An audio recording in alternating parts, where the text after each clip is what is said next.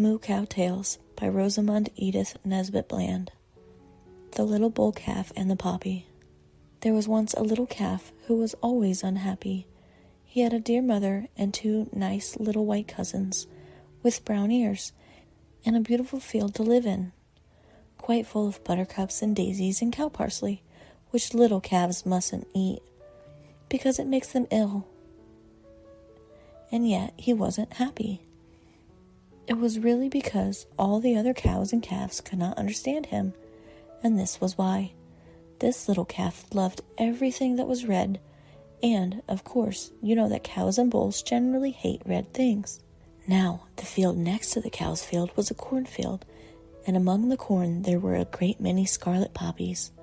The little calf thought that he had never seen anything so beautiful as these red flowers, and he always longed to get into the cornfield and kiss the poppies and tell them how much he loved them.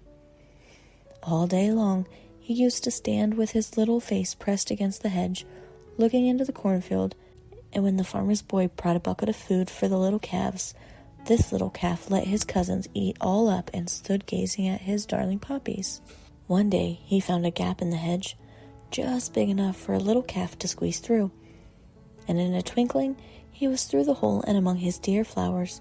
He rolled about in the corn and kissed the poppies and said, "Dear little bright flowers, I wish you would come into my field and live there with me." But the flowers did not speak to him. Then he got up and wandered all over the field, talking to all the poppies, until at last he stopped before the largest and reddest poppy of all. "How beautiful you are," he said. "Can't you speak to me?" And the tears came into his brown eyes because none of the poppies seemed to love him. "Yes," said the poppy, "I can speak to you. What do you want me to say, and why are you crying? Be careful not to drop your tears on me, because they are all warm and would wither my petals." "I only wanted to tell you that I love you and want you to come and live with me in my field," said the little bull calf. "Is it a nice field?" said the poppy. "Yes," he said. "It's a beautiful field, full of buttercups and daisies, and Mother lives there, and my cousins, and all Mother's friends." "I don't like buttercups and daisies and all your mother's friends," said the poppy. "You must go away, little calf, and look!" She suddenly screamed, "You have trodden down all our dear friends, the corn ears. Be off with you at once, you wicked, wicked creature!" And she waved her leaves and shook so much with anger that the little calf was quite frightened and stumbled through the corn to his old hedge. But just as he was going to get through the hole, he heard a gentle little voice at his feet, and looking down, saw another poppy. She was smaller than the other poppies, but she looked at him with her beautiful black eye and said, "Dear little calf, I have watched you looking through the hedge every day, and I love you and will come and live in your field. Take me gently in your mouth and pull me up." But just as he was going to do it, the poppy cried out, "Quick, little calf, quick! I hear the farmer's footsteps. If he finds you here, he will beat you. You must go back without me." And the little calf scrambled back through the hole in the hedge just as the farmer came up. Of course, the farmer was terribly angry when he saw all his corn trampled down, and he sent some men to fill up the hole in the hedge at once, so that our little calf couldn't get his dear poppy. Now time went on, and our little calf began to grow up, and he did all sorts of dreadful things because he still loved everything that was red. He chased an old lady all down the lane because she was wearing a red shawl, and he wanted to rub his head against it. He hid up the paint rag belonging to a man who came to paint the cows in the cornfield because it was covered with red paint. I don't know why it was covered with bright red, because cows are not bright red, or buttercups and daisies either, are they? But still it was, and one day he even went into the farmer's wife's red sitting room and sat on the floor with his head among the scarlet cushions on the sofa.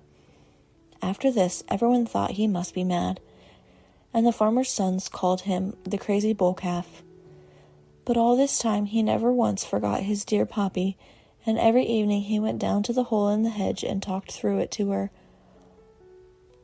until the autumn came and she went to seed. But when the next summer came and he was almost a full-grown bull, he went down to his hole in the hedge, and there in his own field was a little red poppy. and he knew at once that it had grown up from one of the seeds of his own poppy, which the kind wind had carried and dropped in the cow field. So all the summer he talked to his poppy and loved her, and she loved him, and they were very happy. But when the autumn came, the poppy knew she must die, and they were both very sad. One day, when the young bull was lying down watching his dear poppy's petals beginning to shrivel, and as he was trying to shield her from the sun, the green witch of the fields came along. She stopped when she saw the two friends, and the tears came into her eyes, because she was sorry for them. But she quickly dashed her tears away, because if a green witch ever drops her tears, she loses all her power and becomes a sort of green stuff, which the wind carries away and drops onto the ponds. You must often have seen it there. Perhaps your nurse told you it was duckweed, but now you will know better, won't you? And you must never try to walk on it, because, you see, the witches have lost their powers and cannot hold you up. Well, when the witch found that the two friends could nearly make her cry, she was very frightened, and she said to herself, I must do something for the poppy so that she can always be with her friend, because if I pass by when the poppy is dead, I shall certainly drop my tears, and that would never do. So she waved her green wand over the poppy and changed her into a little red fairy. Now, she said, you can live forever with your friend. Goodbye, dear children. And she slipped away on the wings of the wind. So now the bull had his poppy fairy always with him, and in the summer she rode upon his horns, and in the cold weather she sat inside his ear, just where the velvety soft hairs are, and in all the world there is not a more merry, beautiful fairy than she, or a happier bull than he. End of section 1. The Sacred Bull. Buttercup and Daisy stood at the edge of the pond in the cow field. It was very hot, and Daisy was cross. The flies worried her so. She stood with her 2 forefeet in the water. Her mother had told her not to, but as I said before, Daisy was cross. And when little calves are cross, and the weather is warm, and the water is cold, they don't always do as they are told. Buttercup didn't put her feet in the water. You see, Buttercup was not cross. "Oh, these flies," said Daisy, whisking her tail round and putting it into Buttercup's eye by mistake. Buttercup began to cry and gave her sister a little shove with her new horns, which were just growing, and Daisy fell on her knees in the mud. "You nasty little thing," she said. "I don't like you any more. Oh yes, you can tell Mother if you like, but I shan't get into trouble. I'm going away from this horrid old field." Buttercup ran off to her mother, and Daisy got up and tried to wash her knees. Presently she heard all the others calling her. "I shan't go," she said to herself, but when she turned her head a tiny bit and looked out of the corner of her eye so that the others should not see that she was looking, she saw that they were all running as hard as they could towards the gate that led into the road. "I'll just go and see what it is," she said, "and then I can run away afterwards, but I won't speak to any of them." She hurried across the field, and when she got to the gate, some of the kind cows made room for her, and she looked into the road. There she saw every sort and kind of animal. There was going to be a circus in the town, and all the animals were walking down the road in a procession. First came the elephants, 4 of them, walking 2 and 2, with their keepers beside them. Then came 2 camels. Then a large cage of lions drawn by horses. Then another cage with tigers, and another with wolves in it. Oh, it was going to be a fine circus. Then there were a great many horses ridden by people in beautiful dresses, and last of all came the most wonderful thing of all. It was a bull led by a man dressed like an Indian in gold-embroidered satin, who carried a trumpet in his hand, which he blew now and then after shouting, "Honor to my lord, the sacred bull of Burma." "Good gracious," said Daisy's mother. "Is that a bull? Poor thing, he does look ill and worn-like. A run in our field for a month or two would set him up forever." Indeed, the bull did look rather strange. All his hair had been carefully shaved, leaving him just in his pink skin, and then he had been tattooed, which means that he was covered with a pattern drawn in blue. His horns had been gilded. He gave one look at the cows looking over the gate as the procession turned the corner, and that was the last they saw of him. Daisy had quite forgotten her quarrel with Buttercup, and they both walked away from the gate, talking of the wonderful things they had just seen, and especially of the bull.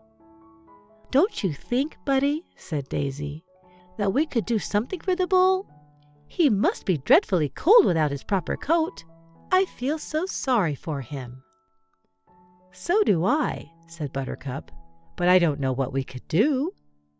"I shall try and find out where he lives," said Daisy, "and then perhaps we could get him away from those people and he could stop here and live with us.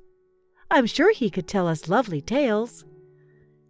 "Yes," said Buttercup, "but how will you do it?" "I don't know," said Daisy. "I must think." So all the afternoon Daisy thought and thought, and when the sun sank down and twilight came, she got through a hole in the hedge and went down the road, down which the procession had gone that morning. When she had turned the corner of the road, she saw before her in one of the fields a great white tent, with a great many caravans round it. Daisy was a sensible little calf, and she knew at once that this tent must have something to do with the sacred bull. So she walked up to it and looked through a small opening at the side. It was filled with people, and Daisy saw elephants doing tricks in the large ring which was in the middle of the tent. She saw the cages of lions and tigers, but there was no sacred bull. Then Daisy said to herself, "He must be outside. That is better, because no one will see me speak to him." And she walked away from the tent and sniffed all around the caravans, but she could not find the bull. At last she saw a little wooden hut on wheels. "That must be his house," she said, and hurried up to it. When she got near it, she mooed gently, and the sacred bull put his head out of the hole at one side of his house and answered her. Now, although the bull was a Burmese bull, there is only one language for bulls and cows in all countries, and he understood at once what Daisy had said to him. "What is this field you speak of?" he said. "Why," said Daisy, "it's just a field. Don't you know what a field is? This is a field too, but it's not as nice as our field." "Say 'my lord' when you speak to me," said the bull, "and bend your knees. All people bow down before me wherever I go." "But I'm sure our cows won't be always bending their knees in the field," said Daisy, trying to bend hers as she spoke, and only hurting herself rather badly, besides looking silly. "Then I certainly shan't come," said the bull. "What do you have to eat there?" "We eat the flowers and the sweet green grass, my lord," said Daisy. "Common green grass?" shrieked the bull.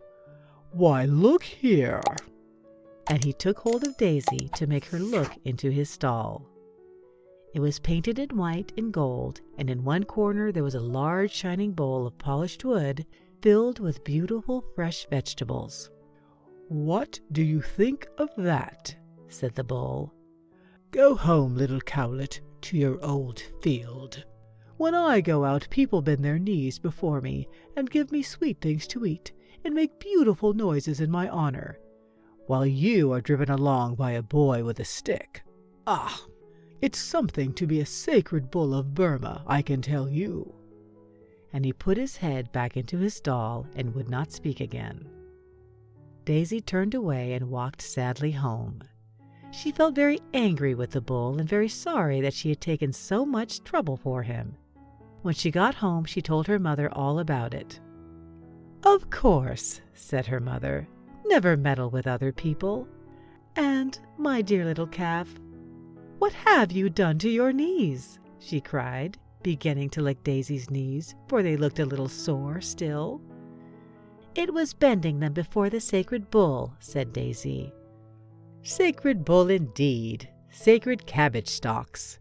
Lie down and go to sleep, Daisy, and mind you don't fill your sister's head with any nonsense about sacred bulls." Daisy did as she was told, but just as she was dropping off to sleep, she gave a little shake of joy. "Why," she said, "I don't mind. I don't believe any calf ever had such an adventure before." And I am sure she was right. End of section 2.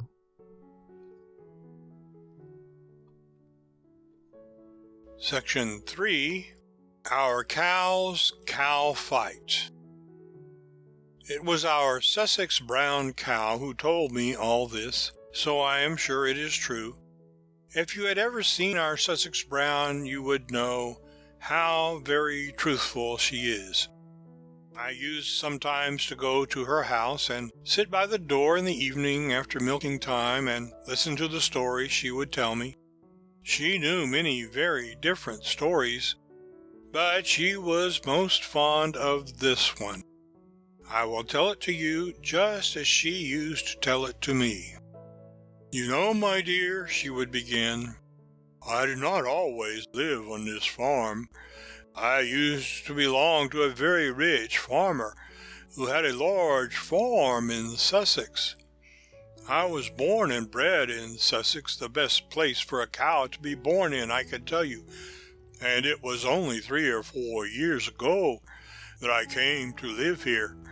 Well, we used to be driven into one field in the morning and taken back to our houses in the evening, and in that field there was an old black horse.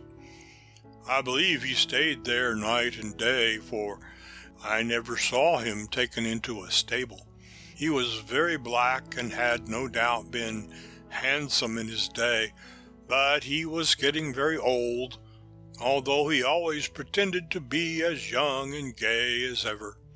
He would come up to us when we were grazing and start clearing his throat. Did I hear you laugh, my dear?" she said suddenly, looking at me rather sadly out of her velvety brown eyes. "Horses, like men, clear their throats to draw attention when they are going to speak." "What did the horse do when he had cleared his throat?" I asked. "Oh, he said, 'Excuse me, ladies, but did I ever tell you that I come of a very ancient Spanish stock?' Generally we just said yes and went on eating, but it didn't stop his talk. Oh, those were good old days. I was ridden by a toreador in those days. If there were a calf in the field, the silly little thing would say, 'What is a toreador?' And that was just what the old horse wanted to be asked. 'A toreador is a man who fights bulls,' he would say proudly. I and my companions used to be ridden by these toreadors into the arena, which is a large round place like the thing that is called a circus ring, I believe. We didn't wear harness as horses do here, but what our toreadors called trappings, and these trappings were made of bright red cloth. Our toreadors were dressed in scarlet, too, and carried little pieces of red silk in their hands. Then someone would open a door in the side of the arena, and the bull would come in. He was always rather stupid at first and used to stare about him without seeing anything, until the toreadors galloped up with us and shouted and waved their red flags. Then the silly old thing would get angry and try to run his horns into us, but we were always too quick for him. At least, of course, some of the horses used to get hurt sometimes, but I never did. It only needed a little sense to keep out of the way of such a stupid old noodle as a bull, and he always got killed in the end by our brave toreadors. Brave toreadors indeed, we used to say very angrily, because, of course, it was very rude of him to come and talk of our relations the bulls like that. Besides, we never really believed him at all. He only made it up to annoy us. "Oh no, Brownie," I said, "there really are bullfights, you know." Nonsense, said Brownie. Don't try to teach me. I know more of the world than you do, and I don't believe it. All right, Brownie dear, I said quickly. You do know ever so many things. Please, go on with the story. Well, perhaps we shouldn't have minded so much if the old horse had only told us this once, but he did it every day, and we got tired of him. So one day, before he had come up to us, I said to the others, Look here, let's see if he is as brave and as quick at bullfights as he says. We can't give him a bullfight, but we can show him what cows can do. In his bullfights, there were always a lot of horses and only one bull. Well, in our cow fight, there will be only one horse and a great many cows. Now, all of you, when he comes to speak to us this morning, put down your horns and run at him. Oh, Brownie, Brownie, I said, I thought you were always kind and gentle. Poor old horse. No, my dear, not poor old horse. We had quite enough of that tiresome old creature, and it was time we stopped this nonsense, said Brownie. The others all agreed to do as I had told them, and when the old horse came up to us, we made a dash at him. He was dreadfully frightened and ran away, but we chased him, and wherever he turned, he found a cow ready to try and toss him. Of course, we never really touched him, but he was just as frightened as if we had tossed him all to bits. At last he began to beg us to stop, and I said, We will stop if you will promise us something. Oh, anything, he said, and sank down on the grass. We all laid down around him and laughed and laughed. Oh dear, said our Sussex Brown, beginning to laugh at the thought of it. Have you ever heard a cow laugh? If ever you do, I am sure you will laugh too, because it is much funnier than most things. At last, Brownie went on, when I had got my breath and was able to stop laughing, I said, You must promise never to talk of bullfights again. We are thoroughly tired of your boasting stories, and we know just how brave you are now. If you can't win a cow fight, I am sure you could never get the better of a bull. I promise, said the old horse. But you ought to have seen our toreador when the bull was dead and they... Get up, I called to the others. He is ready for another cow fight.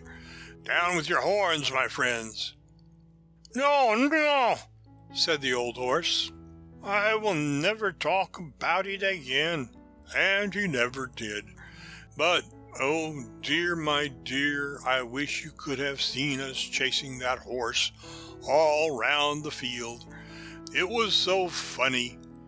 And our Sussex Brown began to chuckle and laugh so loudly that she did not answer me when I said good night and went out of her house.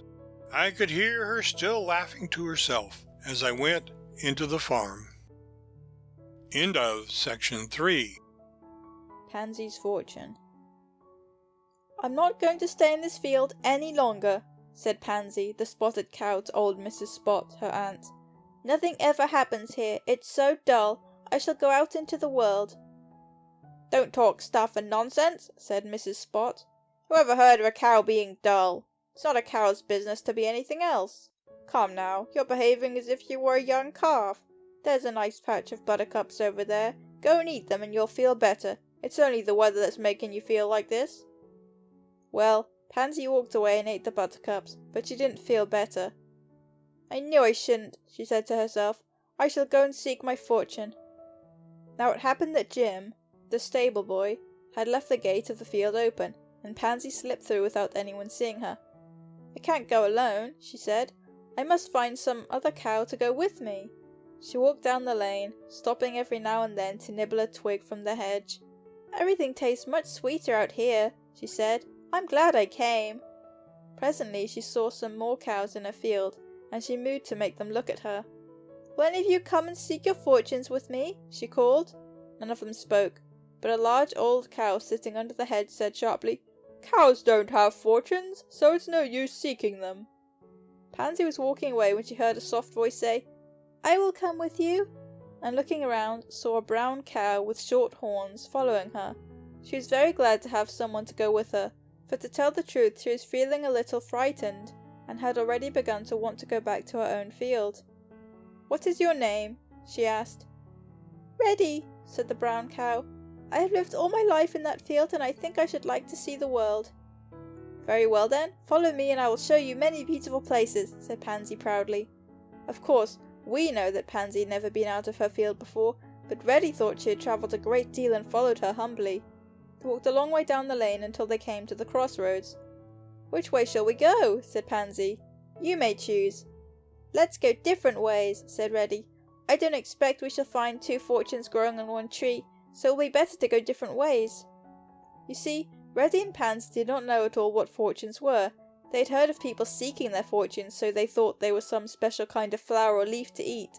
Pansy was not frightened now, so they agreed to part, and Pansy went down the road to the right. We don't say any more about Reddy in this story, only I will tell you that she went a little way and then felt lonely, so she turned back and got safely home. But Pansy was braver and went on until she came to a wood. "The very thing to find a fortune in," she cried in delight, and went in. Perhaps you think a cow would get scratched by the brambles in a wood, because of course you know how one has to push one's way through a wood sometimes, but the wood was not a very thick one, and Pansy was able to walk through without any trouble. Suddenly she heard a voice right at her feet say, "Take care now, take care! Mind where you are putting your great paws!" and looking down, saw a funny little brown person with long ears just beside her front hoofs. "Who are you?" she asked, rather timidly, because although this creature was so small it seemed very severe. "Fancy having to ask who I am," said the little creature, and sat up on its hind legs proudly. "Why, I and my relations own the whole wood, and could turn you out in the bobbing of a tail." Of course, "we" should have said, "in the twinkling of an eye," but rabbits, you must have guessed that this little person was a rabbit, don't know anything about twinkling eyes, and so they don't talk about them. "I won't do any harm to your wood," said Pansy. "I've only come to look for my fortune. Can you tell me where I could find it?" "Well, there now," said the rabbit quite kindly. "I'm sure I don't know, but if you walk through the gate at the end of the wood you may find something nice. Many of my relations have been in there, and they say that the most wonderful things grow on the other side of the gate, but one has to take care not to get caught. Still, you are so much larger than we are that I don't think there is any danger for you. Come, I will show you the way, but be careful not to step on me. You are a little clumsy about the paws, my dear, but I dare say it's not your fault." The rabbit ran on in front of Pansy until they came to a little wicket gate. "There," said the rabbit. "I quite forgot that you are so big. You see, our folk run underneath the gate, but I'm afraid you can't possibly do that." "Perhaps I can open it," said Pansy, and pushed against it with her shoulder. It opened with a sharp click, and startled little Mrs. Bunny so much that she scuttled back into the wood without once turning round to wave to Pansy. Now, although Pansy did not know it, she had got into a garden, and it happened that on that day, the weather being warm and sunny, the lady who lived in the house had told her 2 little girls that they might have their tea in the garden with their dollies. So when Pansy walked up the path and onto the lawn, she came right into the middle of the dolls' tea party. She mooed gently, but both little girls jumped up and ran away screaming, which was very silly of them, because, of course, Pansy did not mean to hurt them. Then Pansy sniffed all round the tea table and ate up the little cakes that were ready for the dolls' tea. She was just wondering whether those cakes were her fortune when she saw 2 red spiky things coming at her. There were really only 2 red sunshades, which the little girls were carrying in front of them, but Pansy had never seen anything so dreadful before, and she ran down the path as hard as she could, through the gate into the wood, and through the wood into the lane, never looking back until she reached her own field. It was just milking time, and Jim was driving the cows into the farmyard. She had not been missed. As she went past the door of the farmhouse, the farmer's baby, who was sitting on the step, stretched out its arms to her and screamed, "Wuffy Duff!" "Oh," said Pansy, "after all it is nice to be called a Wuffy Duff by that dear baby, and so I'm not very sorry I came home again, even if I haven't got a fortune." End of section 4. Read by Incurl. End of Moo Cow Tales by Rosamund Edith Nesbit Bland.